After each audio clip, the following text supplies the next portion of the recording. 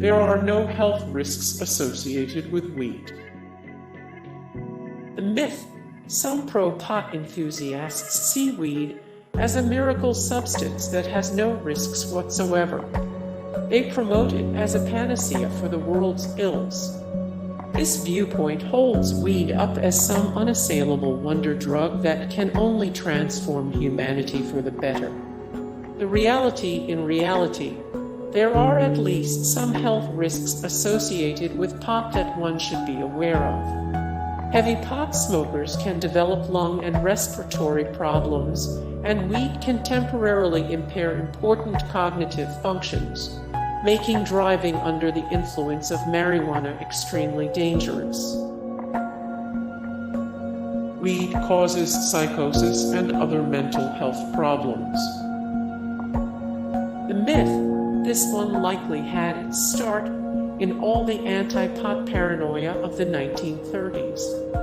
If weed as the popular narrative of the time went altered behavior in everything from violence to sexual activity.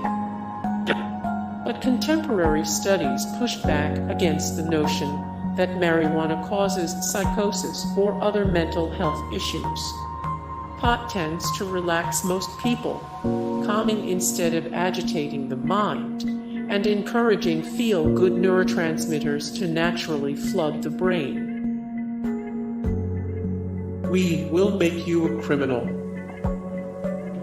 The myth: weed has been demonized as a path straight to debauchery, lawlessness, and a life of crime.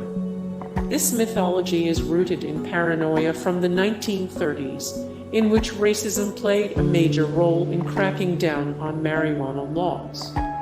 Newspaper magnate William Randolph Hearst spread the rumor that Mexican immigrants were dangerous because of marijuana use. There were also claims that pot caused white women to become sexually involved with men of color, and that it made men of color more aggressive toward white women. In reality, there has never been a direct correlation between pot smoking and increased crime rates. In fact, studies suggest just the opposite is true in large part because having legal access to medical marijuana means users deal less frequently with drug traffickers. According to the study published by the economic journal, violence and illegal drug trafficking go hand in hand. The drug itself does not transform its users into violent criminals. Smoking pot causes cancer. The myth: since most people who consume weed smoke it, it stands to reason there must be some clearly defined link between pot smoking and cancer. After all, you're still smoking a substance, and smoking cigarettes causes cancer, so smoking pot must do the same. Any kind of smoking is a one-way ticket to cancer. In reality, there are some carcinogens in pot smoke, and carcinogens are never good, that much is true. But is there a definite correlation between smoking weed and developing cancer? No. First of all, pot smokers smoke far less pot than cigarette smokers smoke cigs, so just on simple volume, the two activities are not in the same range. Second, while Mary Jane does contain carcinogens, it doesn't contain the same high amount of other dangerous chemicals contained in cigarettes.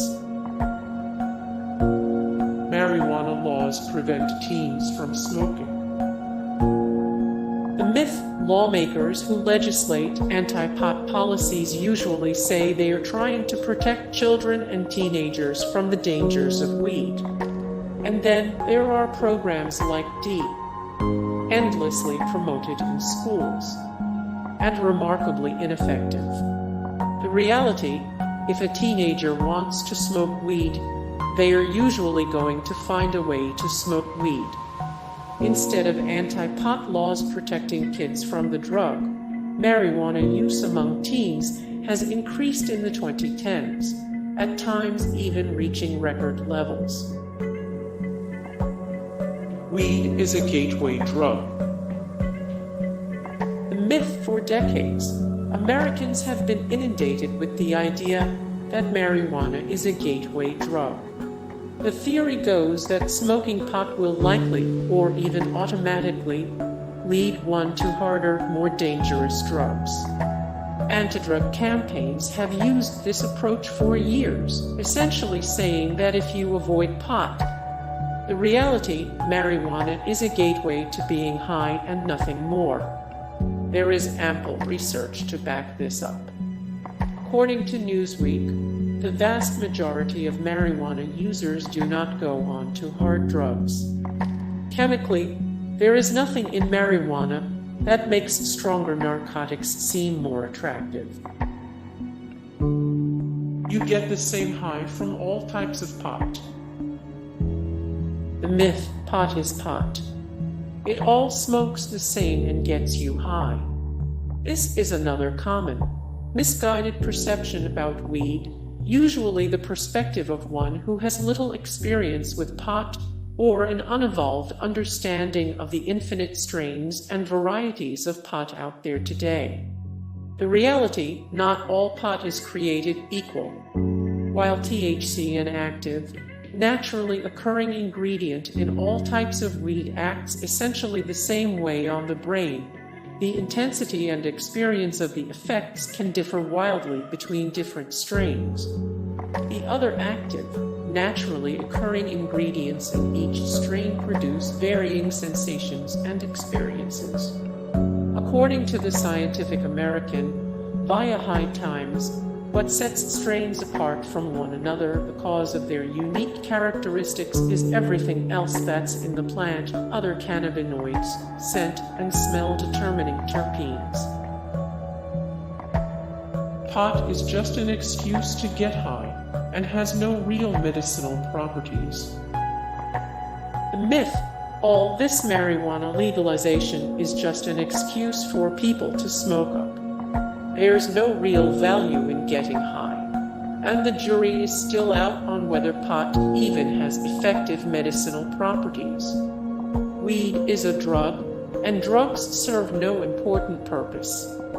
The reality, marijuana has very real medicinal benefits. In treating or allaying the symptoms of illnesses as diverse as epilepsy, cancer, fibromyalgia, and multiple sclerosis, weed can be a lifesaver. It is also helpful for those with social anxiety or panic disorder. Hey guys, thank you so much for the support and likes and comments down below, and also thank you so much for watching, and I look forward to see you in the next video. Then take care. Bye.